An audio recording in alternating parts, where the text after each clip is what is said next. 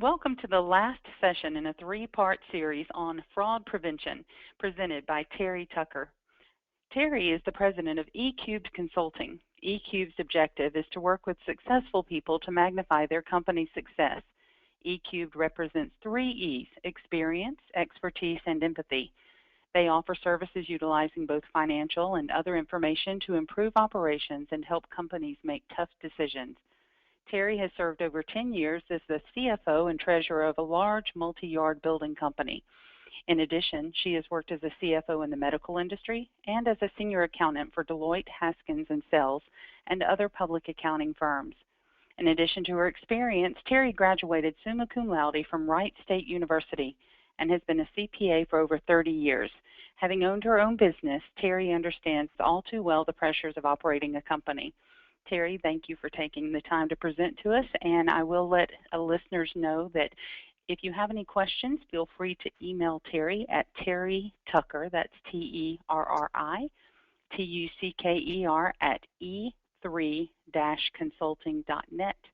And I will turn it over to you, Terry.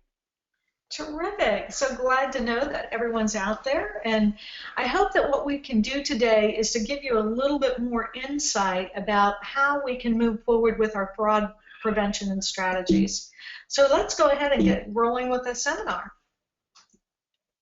So if we're going to do a little bit of a recap, for those of you that were in the prior sessions, you know that what we came to the conclusion of is that none of us can believe when fraud occurs. They did what? We just can't believe it. So let's go back and let's look at the summary of a three-part presentation. The first issue is to identify and manage the fraud risk. The second is deterrence and prevention. And prevention is one of the most important aspects that you can do with fraud. However, if we believe it's going on, the next strategy is to make sure that we have an early detection mechanism in place. So let's move forward with that third leg, which is early detection strategy. So one of the things to remember is that every dollar that you save by your early detection goes straight to income. If they are perpetuating fraud in your company, the dollars are flowing out on bottom line dollars. It's not your sales dollars, it's not gross profit dollars, it's bottom line numbers that really affect your profitability. So let's talk about the knowledge of fraud indicators, and that is the key to early detection. So let's go back and let's think about some indicators. Some indicators are rather obvious. If you've got assets that are missing, you go in, you've got your fixed assets, and something's gone. A calculator's gone, a computer's gone. That's pretty obvious. However, there are other types of assets that aren't so obvious that oftentimes get hidden, like cash. Sometimes we think that should be obvious. It's not always. You've got inventory shrinkage. That's pretty obvious. You're doing your inventories. You do them quarterly. You do them monthly. You do them annually. You've got shrinkage. That's pretty obvious that you need to be looking for an indicator of possibility of fraud. Forged checks. Those are, in today's world, forged checks are a major problem. That's why many people have gone to electronic mechanisms, which we too know is not safe all the time either. So there is no fail-safe. It's important then, since there is no fail-safe, for us to look for early detection. So let's talk about some of the indicators. When we've seen an indicator, let's talk about what could happen. Let's look at lifestyle indicators. Lifestyle indicators, when we are viewing an opportunity for fraud and a suspicion of fraud, we're going to look at some lifestyle indicators. Some of them are someone living beyond their means. You've got your accounts payable clerk who suddenly has a Lexus car. Might be something wrong with that. You see them going out on lavish vacations. I mean, you're scrimping and saving to take a week at the Bahamas, and they're traveling to Europe. What could be happening here? You've got a gambling issue. They're always out at the gambling casinos. So let's stop and think about it. Let's ask a simple question. If they've got this money by fraud, how would they do it? It doesn't mean that they've gotten it by fraud, but if they did, how would they have perpetuated a fraud? So let's think about that. And then let's say, okay, what percentage of fraud is detected? Without knowing the total amount of fraud, it's impossible to estimate. So we just don't know. We don't know how much fraud is detected, but what we do know is that there is a very, very high amount of fraud that exists in today's corporations. So let's think about what is going on in your company. Let's look at step one is to say, let's list 8 to 10 areas of your organization that's actually experiencing some losses. Doesn't mean it's fraud, but it just says we've got some losses going on. Maybe there is fraud. So you've got inventory. You've got overcharges by vendors. If your vendors are overcharging you, why? Is there something going on behind the scenes you don't know? You got excessive travel and entertainment. Your supplies spike. Your overtime goes up. Your employee health benefits skyrocket. Oftentimes, because employee health benefits are a service aspect, there can be checks cut and coded to employee health benefits, and nobody really knows, because everybody knows healthcare is expensive, so people don't take the time to drill down and look at the substance behind it.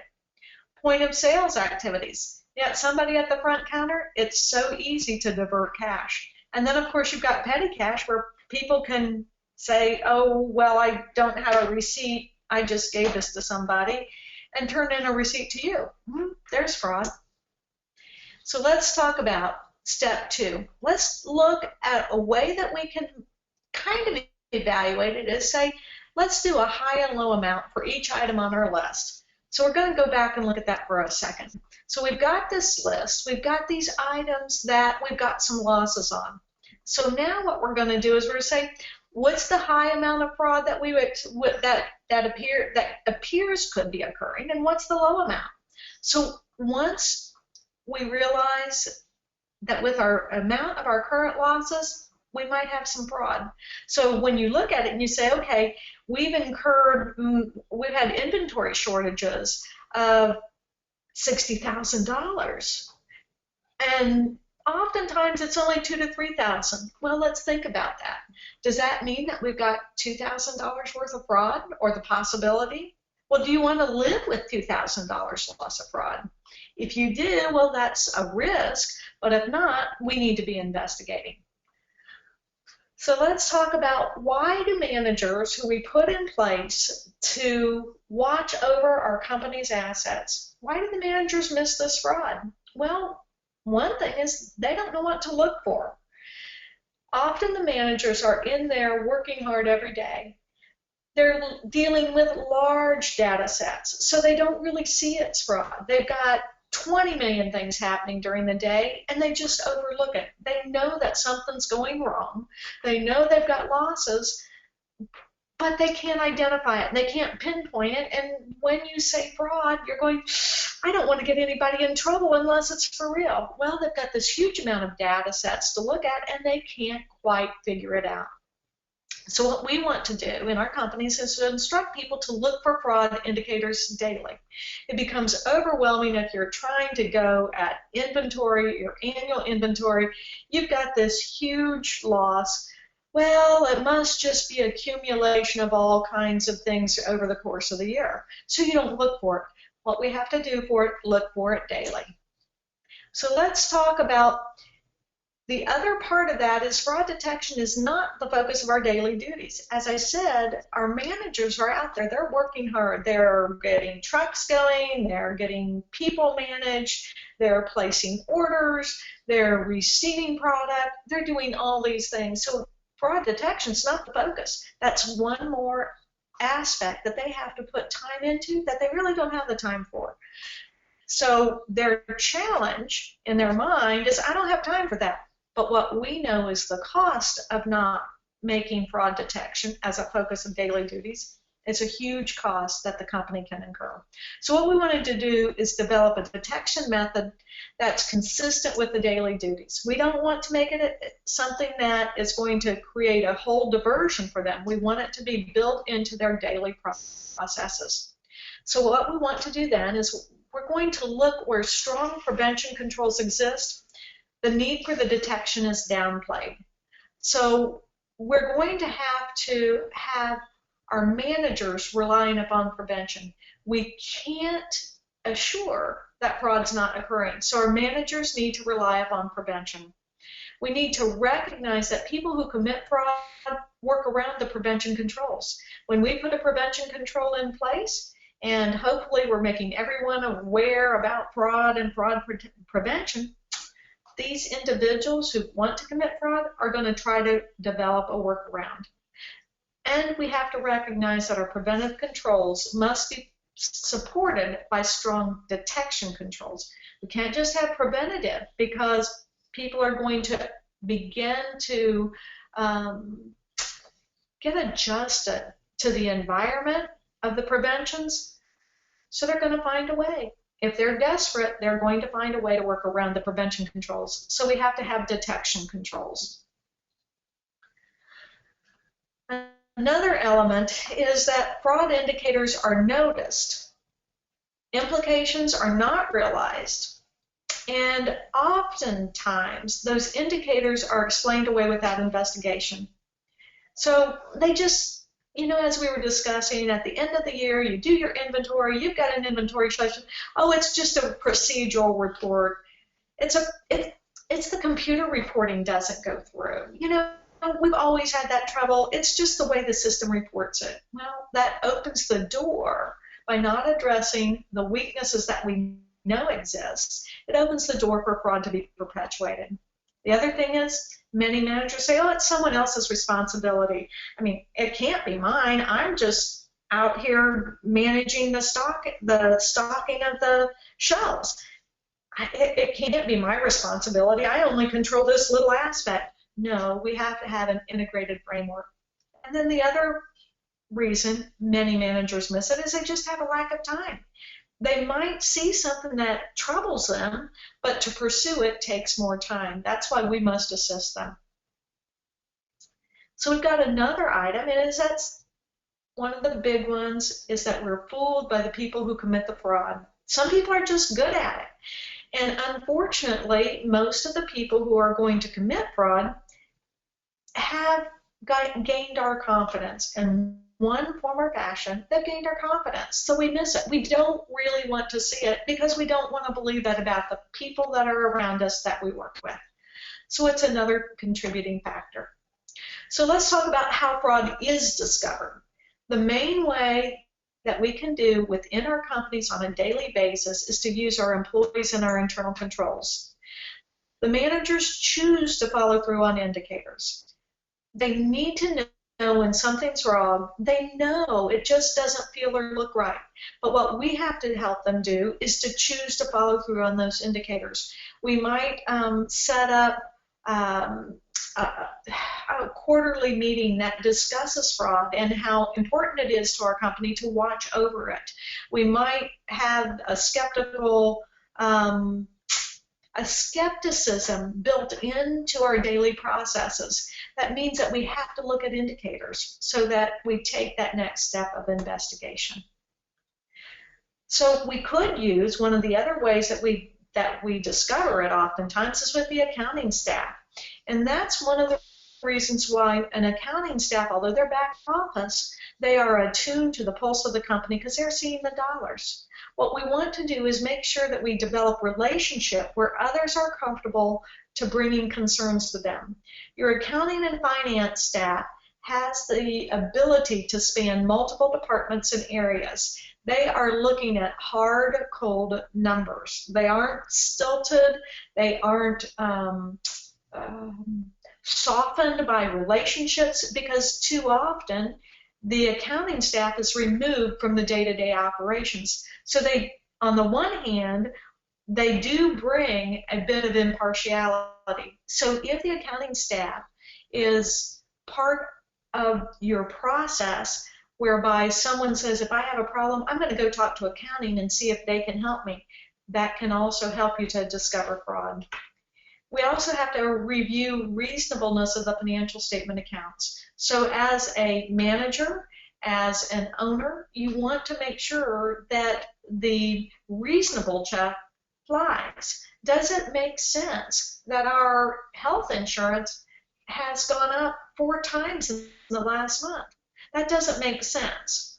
Why? Ask the questions, go down, drill down to find the substance of the answers.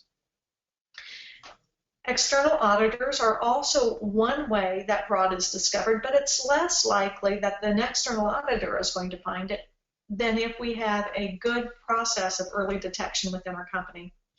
With external auditors, the primary responsibility still resides with the companies. They're going to take note of changes in accounts and balances perhaps during their analytic review, and they might do some testing. But remember, they're generally going to be doing testing. They can miss a lot of things. Also, they might have someone telling them what the process is that could be steering them incorrectly. Third parties are another way that fraud is discovered, such as customers, vendors, partners, and the general public. If you've got a customer that is complaining about the fact that their bills aren't showing, their payments aren't getting recorded timely, listen to them. Look for it. You could have kiting of checks going on. There are all kinds of ways that a fraud can be perpetuated within your customer base. If your customer is telling you something's not right, listen to them. Check it out.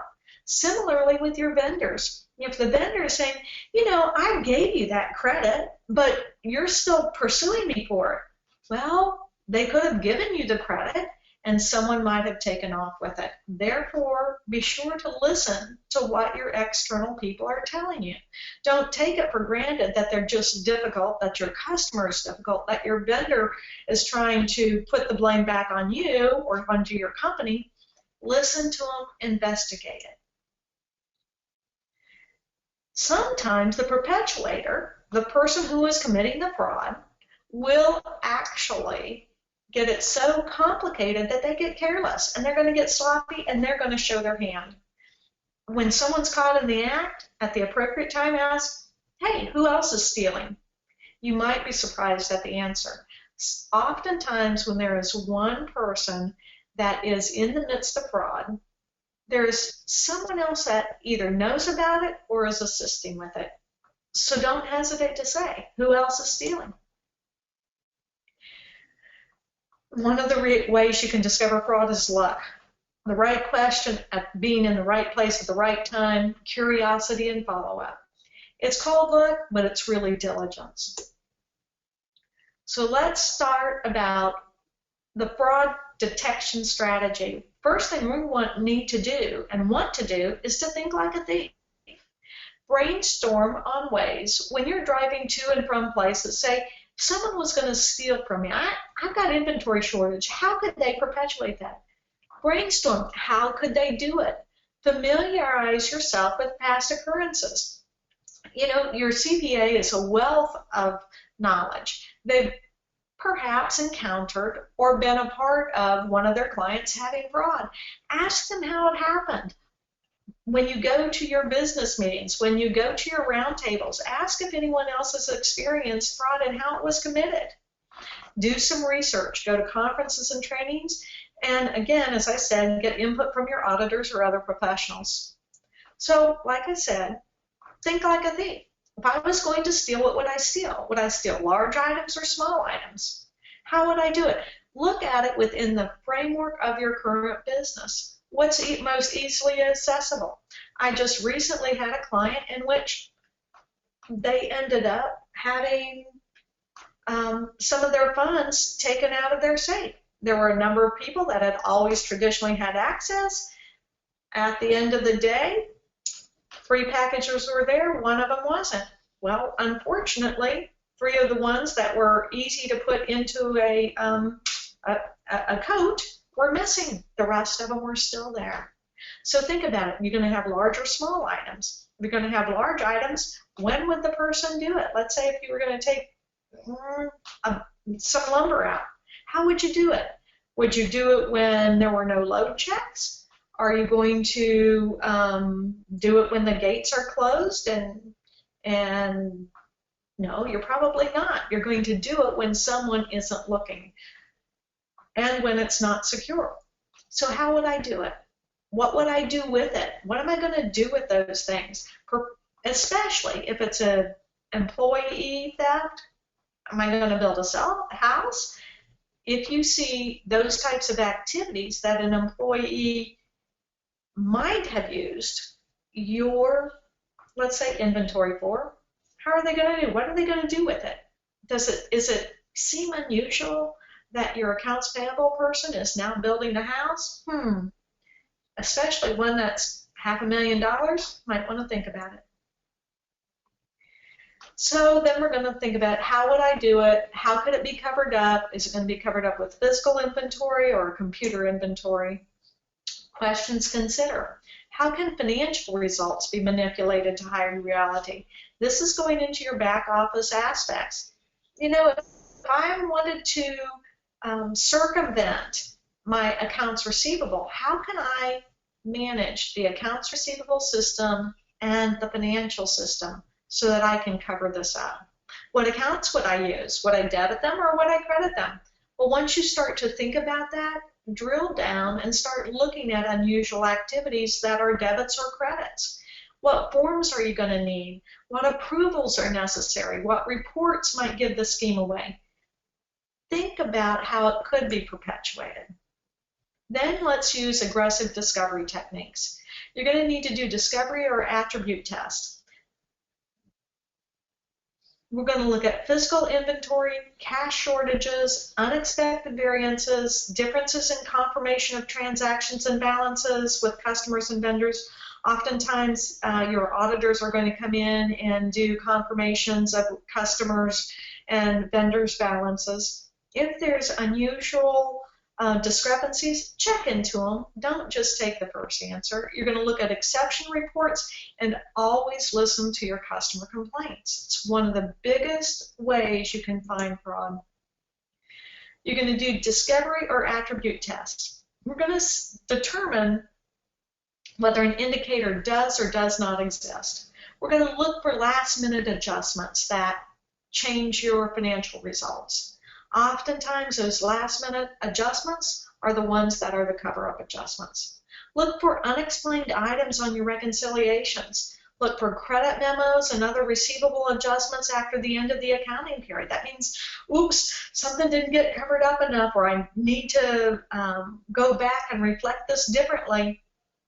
Look for order cancellations after the end of the period. Look for invoices with the same address or telephone numbers as employees. Anything physically impossible. Think about it. If you've got 20 employees and you know that it's been a slow time period and they probably only worked 40 hours, if you get a payroll report that's showing excessive overtime, why? You know your business cycle. You know whether it's reasonable to have that many overtime hours. Look at it. Look at the hours billed if you use billing hours. Oftentimes that's not going to be so relevant in our industries, but there are items in which you're going to have hours billed if you're going out and you're servicing window installs or something like that. Was there something unusual there? Did we bill out an unusual number of hours? Look at your quantities and your travel details. One of the things we're going to be looking at are you're going to have to do fraud-based interviews. If you think you have fraud going on, we're going to need to look at discovery techniques. You've got these indicators. You've thought about it. You say, well, yeah, it might really be happening. So what do we need to do? There's two ends of the continuum. One end is we do not know of any fraud, and the other is we have definite proof of wrongdoing. So somewhere you're going to be within that realm. You've got a suspected shortage. You've got some indicators that there are some things that make me uncomfortable. So one end, we don't know of any fraud, but the other is we have proof. Well, what are we going to do? How are we going to manage that continuum? Well, first thing we're going to do is we're going to interview, and in that interview, we're going to address what happens between the two ends. We're going to look at questions that are structured to increase the likelihood that the person we're talking to, and you don't have to make it, quote, a formal interview. You might do it on an informal basis. You might just try to say, I'm not sure what's going on. Let's talk about the processes. Tell me what you know about an inventory shortage. So what we're going to do is we're going to look for the likelihood that the interviewee will divulge information that's going to lead to the discovery. So we're going to look for visual signs, body movements, facial expressions, indicators that the answers weren't really complete. So then we're going to say, okay, let's start asking management and other employees about the risk of fraud. So we're going to ask them whether they know whether there's any fraud. We're going to talk about, are you aware that there's allegations of fraud or suspected fraud? We're going to talk about the understanding with the employees about the risk of fraud. We're going to help them understand fraud prevention and controls. So this may not be directly attributed to a specific incident, but it's creating an awareness and an environment that our employees and even our external parties know that we take fraud seriously. We're aware of the huge losses that can be incurred as a result of it. So the next thing we're going to do is we're going to continue on with our fraud-based interviews, and we're going to be talking about, for a company with multiple locations, is it going on at a particular location, or do we suspect that it's going to be going on at a particular location or a business segment that might have a greater risk of fraud? In one industry and one group that I consulted with, they were continually having a shortage in their truss manufacturing. So we would do board count analysis, we would do hours analysis, but somehow there always seemed to be a problem within that one segment. It was probably one of the loosest controlled areas. So our concept about fraud was that it probably was more likely in that segment as opposed to the rest of the practice. So let's talk about whether they're going to communicate business practices and ethical employee behavior to the employees. As a standard, we want to continue to do the communications that let our employees know that we expect ethical behavior. You can incorporate that into an interview when you're doing your discovery techniques. One of the key questions that we're going to want to ask with fraud-based interviews is, do you think anyone's breaking the rules here? You will be amazed at how much this will open up. Oftentimes, many of your employees look upon another group, another employee, another department with suspicion. And oftentimes they see little indicators. You would be amazed how many times you will get a voluntary opening up of an avenue for you to pursue for fraud prevention if you look at the answers that someone gives you when you say, think anyone's breaking the rules here? Oh yeah, Mary down in accounting, I see her walk out with supplies all the time. You would be amazed. So let's continue on, and let's talk about, with discovery techniques, let's think about who's in the best position to perpetuate it. Well, managers are. They have an authority, they have some extra leverage, and they have somewhat of control over the people that report to them. Remember, whoever's committing the fraud is going to lie. They can get people to corroborate their answers. And one of the things we want to do when we are working with and perhaps even interviewing our managers is to remain skeptical.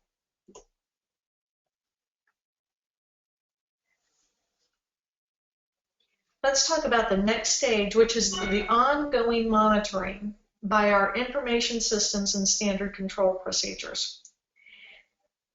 One of the things we can do is we can use our internal information to find problems in our operations. We generally do that, some with analytic review. We look for percentage of the sales that our advertising budget takes up. We look at our gross profit. We do some of the big picture items. But what we want to do is to continue to drill down into our information to see if there are operational issues that might lead us to an awareness of fraud. One of the most essential things to do are to look at your standard reconciliations. Don't take it for granted that people are doing them. Don't take it for granted that they're doing them right. Actually look at them, evaluate them, tie them out. Look at closing entries. Does it make sense that they're going to be doing a journal entry to retained earnings? Probably not. You want to look and see more closely at the substance of those entries. Look at adjustments, look at override transactions, look at where there's a deviation from our normal operations. When there's suspense accounts, always look at those accounts with a very, very judicious eye. There are oftentimes transactions are parked there waiting further action. Well, that's a perfect place to hide illegal and fraudulent activity. Look for compliant records. Look for high overtime and travel expenses, and look for warranty and guarantee claims. One of the other, continuing on with the ongoing monitoring, are budgeting. Look at your budgets to your actual. If you have prepared a good budget, not that it's going to be perfect, because we aren't going to know the future, but chances are, if you developed a good budget, you analyzed your historical data to prepare that budget. You prepared a budget, and if you can't come up with a reason why your sales went down, but your payroll went way up, which was out of line with your budget, ask some questions. Look for duplicate payments. Look for master file changes, particularly in disbursements, and look for asset disposition records. If assets are gone, you should have some type of a disposition record. If you don't, it might be fraud. So continuing on with our steps, we want to determine the cause of all identified fraud indicators.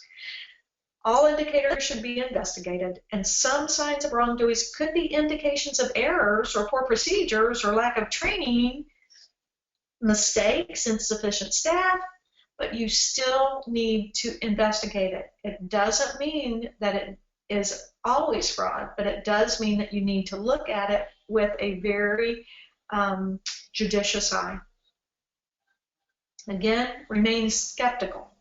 An attitude that includes a questioning mind and a critical assessment of evidence. You should not be satisfied with less than persuasive evidence. Let's look at the importance of skepticism. Some concrete action steps that you need to keep in mind to keep that attitude of skepticism is assume a fraud indicator shows fraud. Prove it doesn't. Hopefully it isn't fraud. Prove it. Another attitude of skepticism is to assume the fraud is occurring and build your controls upon that assumption. Like we talked about earlier, where you're going to try to figure out how they could perpetuate the fraud. Don't stop with how they could. Go on to think about how you can stop it and make those controls be a part of your everyday process. Assume that missing documents were taken. If you've got missing documents, assume they're taken, and then work backwards to prove it wasn't. Look for return unpaid and unsupported invoice from a vendor. Look for that. Look if there is something unusual in your vendor records. Assume your reports are inaccurate or complete, and then verify the totals to other sources. I once saw a fraud perpetuated in which there was an individual who was the credit manager. Took forever for the CFO to get a report from the credit manager that was a listing of their detailed AR. Would have thought it could have been generated from the system in a day. Well, it took days, and there was always a reason why the credit manager couldn't get to them. Well, in a deeper look and looking at alternative documents coming forward, the balance just didn't seem right. It did not tie out. Well, what had happened was the credit manager had cut the report in half, ran 2 different reports starting at one account number, skipping about 5, and then picking up the rest of the report so that they could hide a vendor that was way past due and that they were about ready to write off. Assume your reports are inaccurate or incomplete, and then verify your totals. You're going to verify your answers to important questions with external sources. Don't rely upon one aspect. Look for corroborating information and corroborating substance to prove that fraud isn't going on. So what you want to do is, while maintaining a skeptical mind, you have to use judgment. Decisions to dig deeper must be made in an informed and conscious manner. You must keep your head on your shoulders all the time when looking at fraud. We don't want to think it occurs, but we have to recognize that it does. And one of the reasons why it does is because we don't maintain a healthy skepticism.